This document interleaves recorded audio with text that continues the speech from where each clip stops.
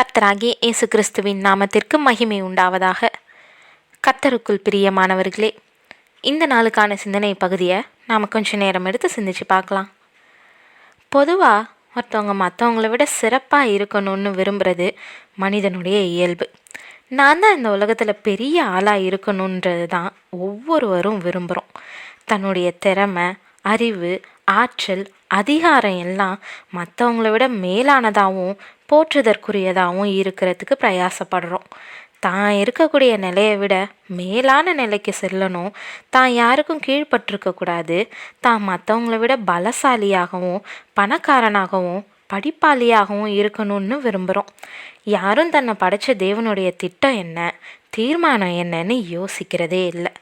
என்ன நோக்கத்தோடு நம்மளை தேவன் இந்த உலகத்தில் வச்சிருக்கிறாருன்றதை பற்றி நம்ம கவலைப்படுறதே இல்லை. இதை பற்றிய சிந்தை நமக்குள்ளே வளர்ந்துட்டா போட்டி பொறாமை இல்லாமல் அவரவர் பாதையில் சரியாக பயணிக்க முடியும். இன்றைக்கி இந்த சுபாவத்தை குறித்து நேரம் எடுத்து சிந்திப்போம். பாம்பு ஒன்று புத்தில் வாழ்ந்து வந்துச்சு. அதுக்கு ரொம்ப நாளாக தன்னுடைய இனத்தார் பெரிய மிருகங்களை கூட அப்படியே விழுங்கிடுறதுனால தாங்க தான் பலசாலின்னு நினச்சிட்டு இருந்துச்சு.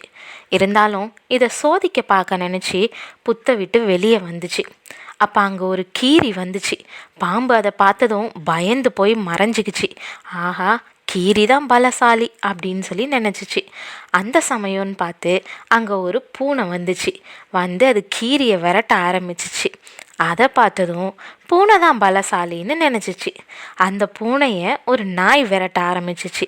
அதை பார்த்ததும் பூனையை விரட்டுற நாய் தான் பலசாலின்னு நினச்சிது பாம்பு. பூனையை விரட்டிக்கிட்டே ஓடிய நாய் ஒரு மனுஷன் செஞ்சுக்கிட்டு இருந்த பச்சை பானையில் விழுந்துருச்சு. அதை பார்த்து அந்த மனுஷன் ரொம்ப கோபம் அடைஞ்சு நாயை தடியால் அடித்தான். நாயை அலறிக்கிட்டு ஓடிச்சு. அதை பார்த்துட்டு இருந்த பாம்பு நாயை விட மனுஷன்தான் பலசாலின்னு நினச்சிட்டு மறைவுலேருந்து வெளியே வந்துச்சு. மனுஷன் அதை பார்த்ததும் ஐயோ பாம்புன்ட்டு அலறிக்கிட்டு ஓடுனான். அந்த காட்சியை பார்த்த பாம்பு இந்த உலகத்தில் எல்லாரையும் விட நான் தான் பலசாலின்னு நினச்சிச்சு. அப்போது முன்னாடி பார்த்த கீரி அதுக்கு ஞாபகம் வந்துச்சு. அது ஞாபகம் வந்ததும் ஐயோ அம்மானு அலறிக்கிட்டு ஓட்டம் எடுக்க ஆரம்பிச்சிருச்சு பாம்பு. பிரியமானவர்களே, கவனிச்சிங்களா? இந்த உலக அமைப்பை தேவன் தம்முடைய திட்டப்படி வடிவமைச்சு வச்சிருக்கிறாரு. மனுஷனை தன்னுடைய மகிமைக்குன்னு உருவாக்கி படைச்சு ஏற்படுத்தி வச்சிருக்கிறாரு.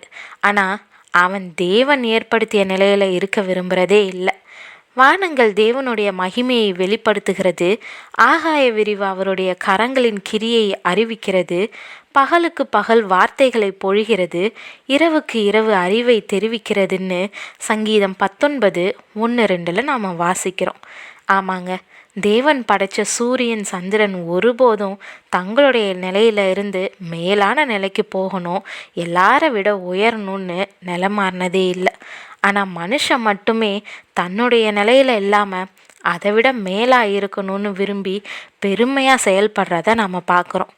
தேவன் கொடுத்த அறிவு, பலம், செல்வம் எல்லாம் அவருடைய மகிமைக்காக பயன்படுத்தாத யாரும் பெருமையாக தான் வாழ்வாங்க.